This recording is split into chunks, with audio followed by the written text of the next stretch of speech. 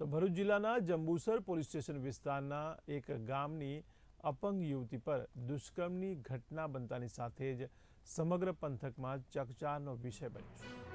ત્યારે Jambusar police station વિસ્તારના એક ગામમાં સામૂહિક દુષ્કર્મની ઘટના બની હોવાના અહેવાલો સામે આવ્યા છે। તો જંબુસર તાલુકાના આ યુવતીના જ ગામના બે યુવાનો એ દુષ્કર્મ ગુજાર્યો હતો। ત્યારે ગામના ઈશ્વરભાઈ સંજયભાઈ રાઠોડ તેમજ વિજયભાઈ ખોડાભાઈ રાઠોડ નામના બંને યુવકોએ ભેગા મળી રાત્રિના અંધારાનો લાભ લઈને એક હેન્ડીકેપ છોકરીને પીંખી નાખી હતી। ત્યારે આ યુવતી તેના ઘરમાં સૂતી હતી ત્યારે યુવાનો રાત્રિના તેના ઘરમાં ઘૂસીને આ ઘટનાને અંજામ આપ્યો હોવાના પણ અહેવાલો સામે આવ્યા છે। ત્યારે આ સમગ્ર ઘટનામાં જંબુસર પોલીસે દુષ્કર્મનો ગુનો નોંધી તપાસ હાથ ધરી હોવાના સમાચાર મળ્યા છે। જ્યારે બંને આરોપી ફરાર થવાથી તેમને પકડી પાડવા માટે જંબુસર પોલીસ દ્વારા ચક્રો ગતિમાન કર્યા છે।